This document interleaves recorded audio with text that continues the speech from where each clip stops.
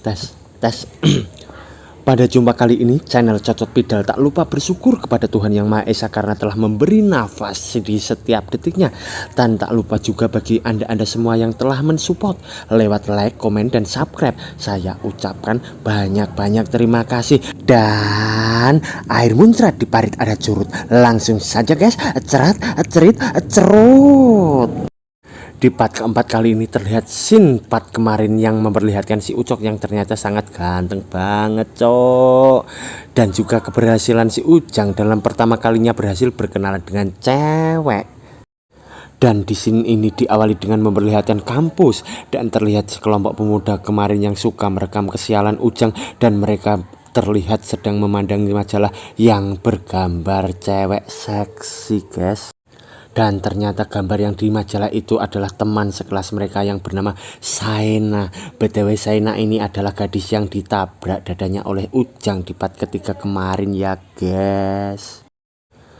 Dan sementara itu di depan kampus terparkir mobil keren yang kelihatannya mahal banget, dan seorang sopir pribadi di sana. Si sopir berkata, "Nona, aku harap kau menikmati harimu. Aku akan ada di sini untuk menjemputmu nanti." Dan di sana terlihat Saena dengan begitu cantik mempesona. Saena berjalan di koridor dengan dipandangi teman-temannya, dan Saena dihampiri teman-teman perempuannya dan menjadi pusat perhatian di sekolahan karena Saena adalah idol dari majalah yang lagi tren saat itu guys. Dan terlihat sosok pramugari dan si Ujang sedang berbincang, dan itu ternyata adalah bayangan si Ujang yang tidak bisa melupakan kejadian kemarin.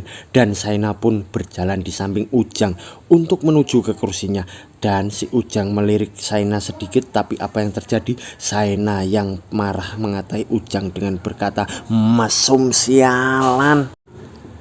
Dan si Ujang sambil gemetaran memegang dadanya sendiri dan berkata, "Dia membenciku." Terlihat lagi kampus tempat Ujang belajar, dan suasana di dalam kelas. Dosen pun berkata, "Sekarang jawaban nomor 3. Kenapa banyak dari kalian salah jawab?"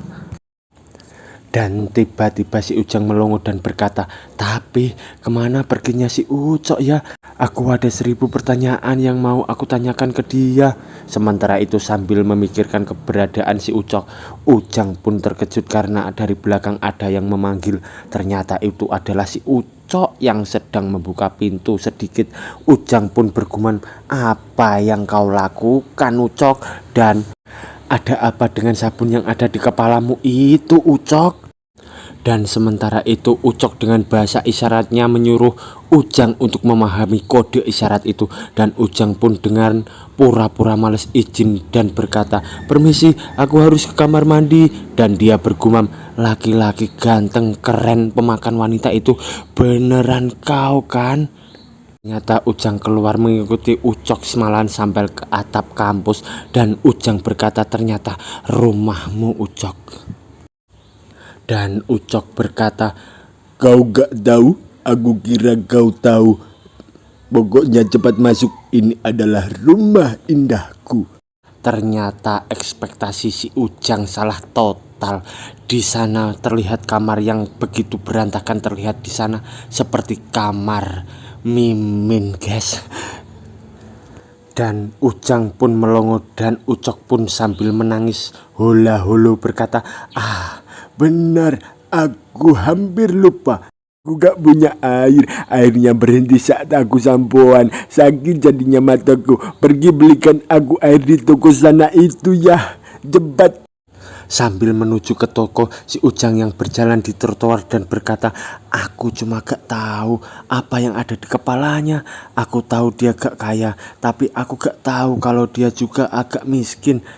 Ternyata Ujang menuju ke kios warung nomor 24, dan dia masuk ke sana, dan ladalah terlihat cewek cantik yang menyapanya, "Selamat datang di Seven." Dan si cewek cantik itu ternyata penjaga toko itu guys. Ujang pun sambil malu berkata dalam hati, "Hehehe." Dan dia bergumam, "Ini pertama kali aku lihat dia di sekitar sini. Apa dia pekerja baru?" Cewek pun berkata, "Jadi semuanya 300 won. Jika kau butuh tas, kau harus bayar 50 won lagi. Dan Ujang menjawab, tidak. Lalu dia mengingat kejadian di bandara yang diajarkan oleh mentornya, yaitu Ucok yang mengajarkan kata dengan hello. Dan Ujang pun bergumam lagi, mungkin aku akan mencobanya lagi, karena Ucok pernah berkata, pelajaran nomor 1, hilangkan ketakutanmu. Dengan wajah malu dan gugup si Ujang membayar dan berkata, aku gak membutuhkannya, tasnya maksudku. Dan si cewek pun menjawab, oke, itu jadi 300 won saja. Dan berkata, silahkan datang kembali. Dan Ujang menuju ke kampus lagi. Dan terlihat Ujang dengan air botol mineral tadi, dia mengucurkan air ke kepala Ucok yang penuh dengan busa sabun tadi. Ujang pun berkata, berhentilah tertawa kau Ucok. Ucok sambil memegang perutnya berkata, perutku sakit, jadi kau bilang padaku kau mencoba menggoda tas yang diberikan padamu. Dan Ujang menjawab, ya aku kira begitu. Ucok sambil memakai jaket kebesarannya berkata, tapi itu hebat. Apa kau mau mencoba menunjukkan hasil dari belajarmu? Cuma karena kau belajar hal baru, kau langsung mencobanya. Ujang pun menjawab dengan malu, iya aku mau belajar cepat. Jadi aku ingin tahu apa yang harus aku lakukan selanjutnya. Ucok dengan keren dikit berkata, kenapa kau mau cepat-cepat? Kau gak perlu terburu-buru. Dan Ujang berkata, Ucok, bisa gak kau bilang tentang semua yang kau ketahui? Ucok pun berkata lagi, meskipun kau hebat saat menyelesaikan masalah matematika, bisakah kau menyelesaikan apapun jika kau gak tahu substitusinya dan caranya? Jangan berpikir kalau ini adalah sesuatu yang mudah diselesaikan. Kau buat aku gelisah. Elemen kekuatan itu ada. Kegelisahan saat mendekati seseorang disingkat jadi AA. Itu adalah tentang jarak. Jika kau mau pergi atau tidak, kau jadi terbiasa akan membuat jarak antara kau dan orang asing. Itu keluar dari dirimu. Seperti itu berlaku padaku juga dan semua wanita yang ada di luar sana. Itu bukan karena kita tidak menyukaimu, itu hanya bagaimana manusia beroperasi, dan itu di mana ketakutan kita datang, yang disebut salah paham. Kau baru saja membuat satu langkah, jangan buru-buru. Kau seharusnya melebihi kegelisahan dan ketakutan dan membuat itu jadi satu langkahmu. Ujang pun terpana dengan kata-kata bijak dari mentor Ucok, dan Ujang pun berkata, ketakutan terbuat dari diri kita sendiri. Ucok pun berkata lagi, sesuatu yang aku ajarkan padamu ini bukan seni menaklukkan wanita yang biasa. Apa yang aku ajari ini adalah untuk membentuk keberanian yang ada pada dirimu, agar kau percaya diri saat nanti bertemu dengan wanita yang benar-benar kau sukai. Dan Ujang pun melongo bergumam, keberanian. Ucok pun berkata, karena bukankah kau akan sedih jika kau gak bisa melakukan apapun kepada wanita yang kau sukai? Jadi langkah selanjutnya, sambil mencewer kedua pipi Ujang, dan pelajaran kedua adalah senyum. Sebuah senyuman yang hebat adalah senjata paling hebat bagi laki-laki. Ujang berkata, senyum? Iya, senyum. Untuk 1 minggu ke depan, kau harus tetap terus tersenyum. Jangan berhenti tersenyum. Ingatkan dirimu terus-menerus dan terus ingat ini agar bisa membantumu tersenyum di setiap kondisi. Ujang pun bertanya, untuk 1 minggu ke depan? Dan Ucok berkata, jika aku lihat kau gak tersenyum untuk seminggu ke depan, gak akan ada lagi latihan buatmu, dan semua akan berakhir di stek ini. Hei, jam berapa ini ya? Dan Ujang pun menjawab, jam 4. Jam 4? Dan terlihat kampus dan terdengar dari suara guru, dari mana saja kalian? Sambil marah-marah. Dan Ucok pun berkata, Ujang lagi mengeluarkan kotoran di tempatku, ditutup sama monster kotorannya, benar kan Ujang? Dan Ujang pun menjawab, iya benar. Terdengar di kampus suara Saina sedang menjawab telepon. Halo Miss Saina, kita sedang ada studio kali ini. Kita cuma mau tahu jadwal untuk hari ini. Saina menjawab, iya. Dan dari dalam telepon berkata, kapan kau akan dijemput? Saina menjawab, aku selesai sekitar jam 8. Aku pikir kau akan keluar jam setengah 8. Oke, kita akan menjemputmu di sekitar jam itu ya. Lalu scene berikutnya, sesi foto yang dilakukan Saina pun berjalan dengan lancar, dan Saina dijemput sopir pribadinya dan berkata, kerja bagus Nona. Dan Saina menjawab dengan capek menghela nafas, iya. Terlihat rumah yang tingkat dan megah milik keluarga Saina, dan Saina masuk ke dalam rumah berkata, aku pulang. Para pembantu menyapa Saina, selamat datang Nona. Madam, Nona muda sudah pulang. Dan ibu Saina keluar dan menyapanya, oh kau sudah pulang, kerja bagus Saina. Dan terlihat ayah Saina dengan muka yang sangar berkata, kau pulang, cepat mandi. Gimana kerjamu? Jika kau mau pergi ke Amerika dan belajar di sana, kau gak perlu susah-susah melakukan ini semua. Jadi dalam masalah ini, aku gak perlu mengeluarkan satu single sen pun untukmu. Jadi dia harus cari uang sendiri, ucap ayah Saina dengan bengis. Ibu Saina takut dan berkata pada ayahnya, sayang kau. Saina terdiam terkejut dengan perkataan ayahnya tadi, dan ayahnya berkata lagi, katakan pada sopir dia tidak dibolehkan untuk diantar dan jemput lagi. Sambil menaiki tangga, ibunya berkata, apa kau mau aku ambilkan minum? Saina menjawab, tidak, aku capek. Aku pikir aku mau mandi dan pergi tidur. Sambil menaiki tangga, Saina mendengar ayahnya berkata, itu karena terlalu lembut badannya. Dan ibunya menjawab, Saina akan pingsan jika begini terus. Dan ayahnya pun terdengar berkata, jika dia punya keinginan yang kuat, dia pasti menahannya. Bagaimana dia mau selamat jika dia lemah begitu? Sambil Saina menutup pintu dan bersedih di balik pintu kamarnya, dan lalu terduduk berkata, aku capek, lalu aku mau mandi. Lalu Saina pergi mandi dan menyelesaikannya, dan melihat tempat tidur lalu melompat di kasurnya dan berkata, seperti yang kuduga, hanya kamarku tempat yang paling enak. Aku akan berjuang lagi mulai besok. Empuknya banget bantal ini, harus berjuang keras. Dan di keesokan harinya terlihat rumah Saina, dan dia baru saja keluar rumah, dan ibunya diam-diam memberikan uang ke Saina, tapi Saina tidak mau menerimanya dengan sopan, dan dia pun berangkat ke sekolah. Ibunya berkata, Saina, maafkan aku ya nak. Dari atas ayahnya dengan muka garang melihat Saina pergi ke sekolah, dan Saina pun sampai di stasiun. Saina pun berkata, oh ini jalurnya, aku kira aku akan masuk jalur 2. Dan Saina menoleh ke kiri dan melihat Ujang dengan pose gentlemannya menuju ke arah kereta. Dan Saina merasa aneh melihat si Ujang yang aneh itu.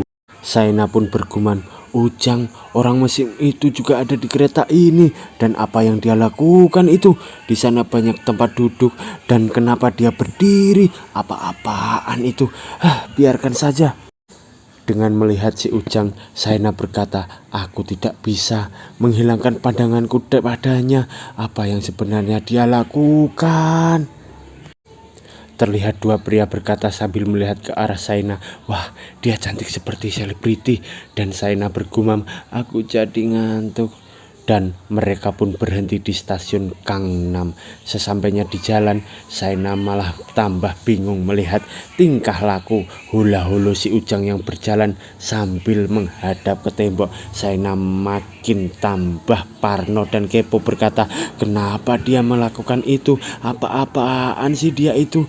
Ujang pun membayar dengan kartu saat akan keluar melewati portal pembatas, dan portalnya gak bisa dibuka, dan tiba-tiba portal pun terbuka sendiri dan Ujang akan terjatuh ke cewek di depannya, dan Shaina terkejut berkata, "Hei, itu," dan Ujang pun terjatuh dan memeluk cewek di depannya.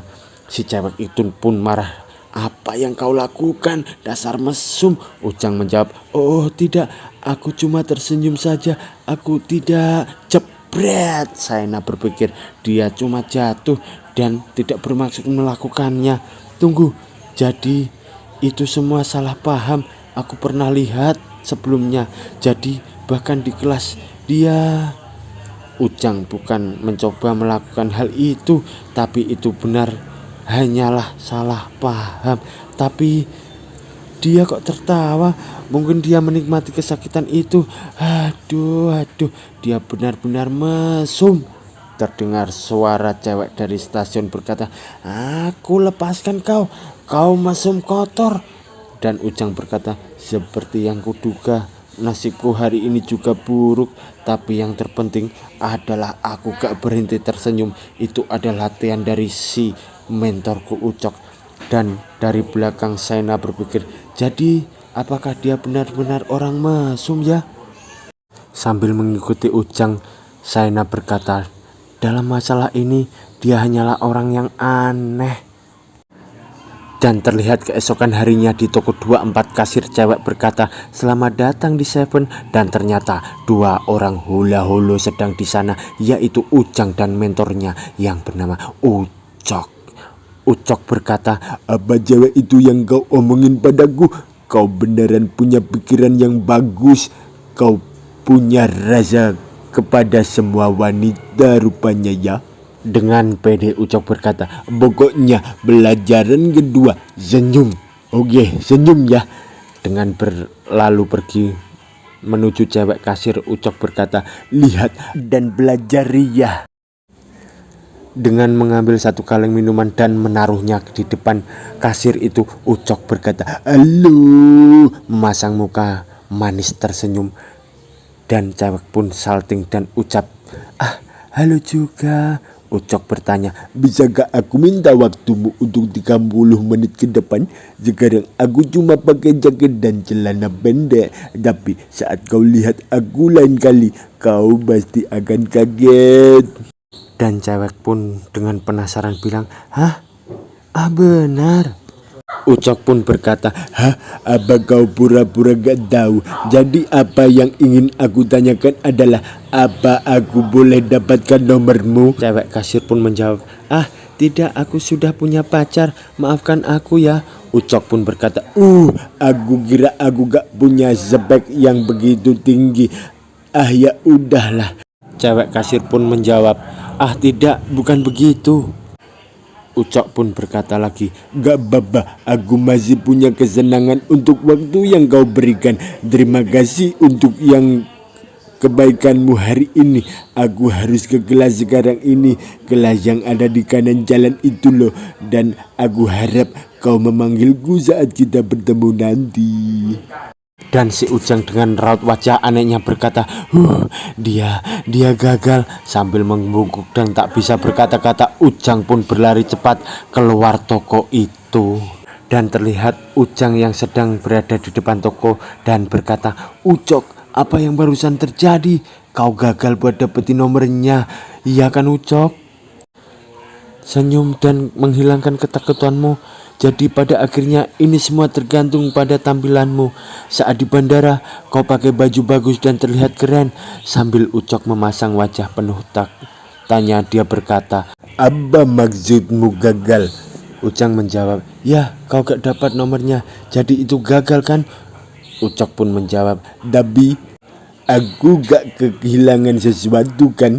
Itu bukan seperti dia bilang padaku untuk pergi karena dia benci, tapi dia cuma menolakku dengan ramah saja. Aku cuma beri dia kesempatan buat tahu aku lebih lanjut. Jadi itu sebenarnya dia yang kehilangan kesempatan sekali dalam seumur hidupnya untuk mendapatkan nomornya. Kau hanya butuh Kerja kerasmu sebuah hasil yang didapatkan dari kesempitan yang gak bisa didapatkan saat pertama kalinya. Jika kau bicara dengan dia lebih banyak lagi, hasilnya kau akan kehilangan ketakutanmu. Terlihat Ujang sangat syok dan kagum dengan ucok mentornya itu dan bersambung.